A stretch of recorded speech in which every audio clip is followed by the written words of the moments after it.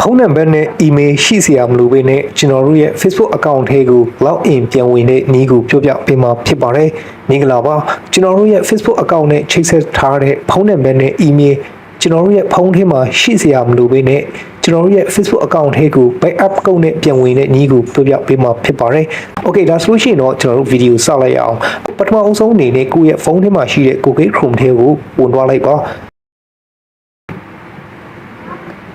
Okay ကျွန်တော် Chrome ထဲရောက်ပြီဆိုလို့ရှိရင်တော့ access bar မှာတစ်ချက်နှိပ်လိုက်ပါဒီထဲမှာကိုကျွန်တော်တို့ facebook.com လို့ရိုက်ရှာပြီးတော့တွားလိုက်ပါ m.facebook.com လို့ရိုက်ရှာလိုက်ပါဒီမှာပေါ့နော် m.facebook.com လို့ရိုက်ရှာလိုက်မယ်ပြီးတော့ကျွန်တော်တို့ဒီ website ထဲကိုတွားလိုက်မယ်ပေါ့နော် Facebook ရဲ့ website ထဲကိုအခုလိုကြာလာမှာဖြစ်ပါတယ်ပေါ့နော်ဆိုတော့ပုံမှန်အဖြစ်ကျွန်တော်တို့ဒီကိုယ့်ရဲ့ဖုန်းထဲမှာရှိတဲ့ Facebook software ထဲမှာတွားပြီးတော့ကျွန်တော်တို့ရဲ့ Facebook account ကို log in ဝင်နေကြအတိုင်း mobile number or email address နေရာမှာကျွန်တော်တို့ရဲ့ဖုန်းနံပါတ်နဲ့ email ပြီးရင် password ရိုက်ထည့်ပြီးတော့ကျွန်တော် log in ဝင်တွားလို့ရတယ်ပေါ့နော်ဒါပေမဲ့အခုဒီ video ထဲမှာဆိုလို့ရှိရင်ကျွန်တော်ကနီးလန်းတစ်ခုအနေနဲ့ပြောပြပေးသွားမှာဖြစ်လို့ကျွန်တော်တို့ကဒီ mobile number ကို email address နေရာနဲ့မတွားဘဲနဲ့ဒီအောက်နားလေးက forget password ဆိုတဲ့နေရာမှာနှိပ်ပြီးတော့တွားရမှာဖြစ်ပါတယ်ဆိုတော့ကျွန်တော်ဒီ forget password ဆိုတဲ့နေရာမှာတစ်ချက်နှိပ်ပြီးတော့ဝင်လိုက်မယ်ဒါဆိုလို့ရှိရင်တော့အရင်ဆုံးကျွန်တော်တို့ဒီမှာ find your account ဆိုပြီးတော့အခုလိုပေါ်လာတယ်ပေါ့နော်ကျွန်တော်တို့ရဲ့ account ကိုအရင်ဆုံးရှာရမှာဖြစ်ပါတယ်ဗောနော်တကယ်လို့မိတ်ဆွေကကိုယ့်ရဲ့ Facebook account နဲ့ချိတ်ဆက်ထားတဲ့ email နဲ့ဖုန်းနံပါတ်ကိုကျွန်တော်တို့ဖုန်းထဲမှာမရှိပေမဲ့ကိုယ့်ရဲ့ Facebook account ကိုဖွင့်ထားတဲ့ဖုန်းနံပါတ်ဒါမှမဟုတ် email ကိုကျွန်တော်တို့မှတ်မိနေရမှာဖြစ်တယ်ဗောနော်မှတ်မိနေတယ်ဆိုလို့ရှိရင်တော့ဒီ mobile number ဆိုတဲ့နေရာမှာကျွန်တော်တို့ရဲ့ Facebook account ကိုဖွင့်ထားတဲ့ဖုန်းနံပါတ်ကိုရိုက်ထည့်ပြီးတော့မှကျွန်တော်တို့ continue တွားပြီးတော့ကိုယ့်ရဲ့ account ကိုအရင်ဆုံးရှာရမယ်တကယ်လို့မိတ်ဆွေကကိုယ့်ရဲ့ Facebook account ကိုဖုန်းနံပါတ်နဲ့မဖွင့်ထားဘဲနဲ့ email နဲ့ဖွင့်ထားတယ်ဆိုလို့ရှိရင်ဒီအောက်နားလေးက access by email address နေရာမှာနှိပ်ပြီးတော့မှ email address နေရာမှာကျွန်တော်တို့ရဲ့ Facebook account ကိုဖွင့်ထားခဲ့တဲ့ email ကိုကျွန်တော်တို့ဒီနေရာမှာရိုက်ထည့်ပြီးတော့မှ continue ကိုနှိပ်ပြီး Facebook account profile ကိုရှာလိုက်လို့ရတယ်ပေါ့နော်ဒါကတော့တနည်းပေါ့နော်ကျွန်တော်တို့ကိုယ့်ရဲ့ Facebook account ကိုဖွင့်ထားတဲ့ email နဲ့ဖုန်းနံပါတ်ကိုမှတ်မိတယ်ဆိုလို့ရှိရင်ဒီမှာရိုက်ထည့်ပြီးတော့ရှာတယ်ကိုယ့်ရဲ့ Facebook account ကိုဖွင့်ထားခဲ့တဲ့ဖုန်းနံပါတ်နဲ့ email မမှတ်မိတော့ဘူးဆိုလို့ရှိရင်မိတ်ဆွေအနေနဲ့နောက်ထပ်နည်းလမ်းတစ်ခုအနေနဲ့ကိုယ့်ရဲ့ Facebook account profile ကိုရှာလို့ရတယ်ပေါ့နော်အဲ့ဒါကတော့ကျွန်တော်တို့ဒီအောက်နားလေးက set by email ပေါ့နော်ဒီနေရာမှာကျွန်တော်တို့နှိပ်ပြီးတော့မှကျွန်တော်တို့ mobile number ဒါမှမဟုတ်ဒီမှာ email address ကိုကျွန်တော်တို့ပြောင်းထားလိုက်မယ်ဒီလိုပြောင်းထားလိုက်ပြီးတော့မှကျွန်တော်တို့ဒီထက်ကနေတစ်ချက်ထွက်မယ်ပေါ့နော်ဒါဆိုရင်အခုကျွန်တော်တို့ email နဲ့ဖုန်းနံပါတ်မမှတ်မိတော့တဲ့မရှိတော့တဲ့ Facebook account ထဲကိုပြန်ဝင်ဖို့အတွက်အဲ့ဒီ Facebook account ရဲ့ profile ကိုတွားရှာမယ်ပေါ့နော်တွားရှာမယ်ဆိုရင်ကျွန်တော်တို့မှာနောက်ထပ် Facebook account ထပ်ရှိလို့ရှိရင်အဲ့ဒီ Facebook account တစ်ကနေဝင်ပြီးတော့ရှာလို့ရတယ်မရှိဘူးဆိုလို့ရှိရင်လည်းတငယ်ချင်းတယောက်ရဲ့ Facebook account ထဲကနေဝင်ပြီးတော့ကိုယ့်ရဲ့ Facebook account profile ရဲ့ URL link ကိုတွားပြီးတော့ယူရမှာဖြစ်တယ်ပေါ့နော်အဲ့တော့ကျွန်တော်တို့ Facebook account တစ်ခုထဲကနေပြီးတော့တစ်ချက်ဝင်လိုက်မယ်ဒီ search bar မှာတစ်ချက်နှိပ်လိုက်မယ်ကို log in ပြန်ဝင်မဲ့ကိုယ့်ရဲ့ Facebook account ရဲ့ profile link ကိုတစ်ချက်ရိုက်ရှာလိုက်မယ်ပေါ့နော်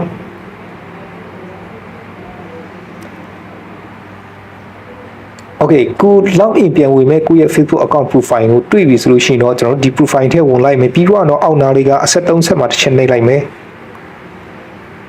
ပြီးရင်တော့ကျွန်တော်တို့ဒီအောက်ဘက်ကိုဆင်းသွားလိုက်မယ် Okay ဒီအောက်ဆုံးနားလေးမှာ your profile link ဆိုတဲ့ဒီအောက်နားလေးမှာကျွန်တော်တို့ဒီကိုယ့်ရဲ့ Facebook account profile ရဲ့ link ကိုအခုလိုမြင်ရမှာဖြစ်ပါတယ်ဗောနော်ဒီမှာ www.facebook.com/ ရဲ့အနောက်နားလေးမှာကျွန်တော်တို့ရဲ့ Facebook account username ကိုအခုလိုမြင်ရမှာဖြစ်ပါတယ်တချို့တော့ Facebook account profile URL link မှာဆိုလို့ရှိရင်တော့ဒီ .com ရဲ့နောက်က / နောက်မှာကျွန်တော်တို့ username မထည့်ထားဘူးဆိုလို့ရှိရင် Facebook ကနေပြီးတော့ auto ပေးထားတဲ့ username ရှိတယ်ပေါ့နော်အဲ့ဒီ Facebook ကနေပေးထားတဲ့ username ဆိုလို့ရှိရင်3334345စသည်ဖြစ်3နဲ့စတဲ့ကဏ္ဍလုံးတွေပါနေမှာပေါ့နော်ဒီလို username တွေမပြပါဘူးဆိုတော့မိတ်ဆွေတို့အနေနဲ့ဒီကိုယ့်ရဲ့ Facebook account URL link ပေါ့နော် profile link ကို copy ယူသွားလိုက်မယ်ပေါ့နော် copy ယူလိုက်မယ်Okay ဒါဆိုရှင်တော့ copy ယူသွားလိုက်ပြီပေါ့နော်ကျွန်တော်တို့ဒီထက်နဲ့ထွက်လိုက်မယ်ပြီးတော့ကျွန်တော်တို့ဒီ Google Chrome ထဲမှာဝင်ပြီးတော့မှခုနကဒီ Facebook ရဲ့ official website ထဲကိုကျွန်တော်တို့သွားမယ်ပေါ့နော်ပြီးတော့ဒီမှာ find your account နေရာမှာခုနကကျွန်တော်တို့ကိုယ့်ရဲ့ Facebook account profile link ကိုဒီနေရာမှာလာပြီးတော့ချပေးရမှာဖြစ်ပါတယ်မ mobile number ဖြစ်နေတယ်ဆိုလို့ရှိရင်ဒီနေရာမှာ set by email address ကိုပြောင်းလိုက်မယ်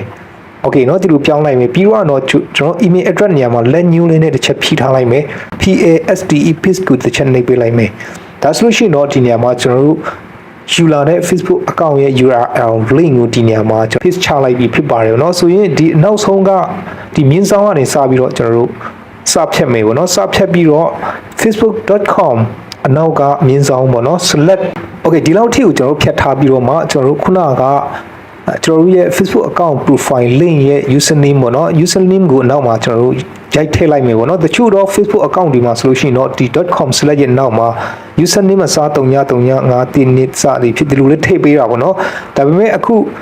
ဒီကျွန်တော်ရဲ့ဒီ profile account မှာဆိုလို့ရှိရင်တော့ကျွန်တော် username ထည့်ထားတာဖြစ်တဲ့ကြောင့်မလို့ username ကိုပဲကျွန်တော်ရိုက်ထည့်လိုက်မယ်ပြီးတော့ကျွန်တော် continue ကိုနှိပ်လိုက်မယ်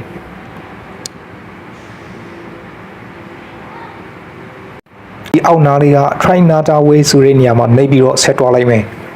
try nata way နေရာမှာနှိပ်လိုက်ပါကျွန်တော်ရဲ့ Facebook account profile ပို့လာမှာဖြစ်ပါတယ်ဗောနော်အဲ့တော့ကျွန်တော်တို့ဒီအောက်နားလေးက enter password to log in ဆိုတဲ့နေရာမှာနှိပ်ပြီးတော့ဆက်သွားလိုက်မယ် continue ကိုနှိပ်လိုက်ပါပြီးရင်တော့ကျွန်တော်ရဲ့ Facebook account profile နဲ့အခုလိုပို့လာမှာဖြစ်ပါတယ်ဗောနော်ဆိုတော့ကျွန်တော်ဒီ password နေရာမှာကျွန်တော်ရဲ့ဒီ Facebook account ကို log in ဝင်တဲ့ password ကိုရိုက်ထည့်ပေးလိုက်ပါကိုယ့်ရဲ့ဖုန်းထဲမှာဒီ Facebook account နဲ့ချိတ်ဆက်ထားတဲ့ email နဲ့ဖုန်းနံပါတ်တွေမရှိနေပေမဲ့လည်းကျွန်တော်တို့အနေနဲ့ကိုယ့်ရဲ့ Facebook account ကို log in ဝင်တဲ့ password တော့ရှိနေဖို့လိုပါတယ်ဗောနော် password ရိုက်ထည့်လိုက်မယ် okay ကျွန်တော် password ကိုရိုက်ထည့်ပြီးသွားပြီဆိုလို့ရှိရင်တော့ဒီအောက်နားလေးက log in ကိုတစ်ချက်နှိပ်လိုက်ပါအောက်နားလေးက try nata way မှာဆက်ပြီးတော့နှိပ်လိုက်မယ် backup ကုန်းနဲ့ဝင်မယ်ဆိုလို့ရှိရင်ဒီအောက်နားလေးက backup ကုန်းနေရာမှာကျွန်တော်တို့ click နှိပ်ပြီးတော့ထားပေးလိုက်မယ်ပြီးရင်တော့ဒီအောက်နားလေးက continue ကိုနှိပ်ပြီးတော့ဆက်သွားလိုက်မယ်ပေါ့နော် okay ဒါဆိုရင်ဒီဘက်မှာ code ဆိုပြီးတော့အခုလိုတောင်းလာတယ်ပေါ့နော်ဆိုတော့ဒီ code နေရာမှာကျွန်တော်တို့ရဲ့ Facebook account ကို two step ခံထားခဲ့တုန်းကကျွန်တော်တို့ဝင်ပြီးတော့backup code recovery code ယူထားတဲ့အဲ့ဒီ backup code 6လုံး8လုံးကိုဒီနေရာမှာရိုက်ထည့်ပေးရမှာဖြစ်ပါတယ်။ဒါဆိုရင်ကျွန်တော်တို့ဒီမှာ backup code ကိုတစ်ချက်ရိုက်ထည့်လိုက်မယ်။မလေးချက် continue ကိုနှိပ်သွားလိုက်ပါ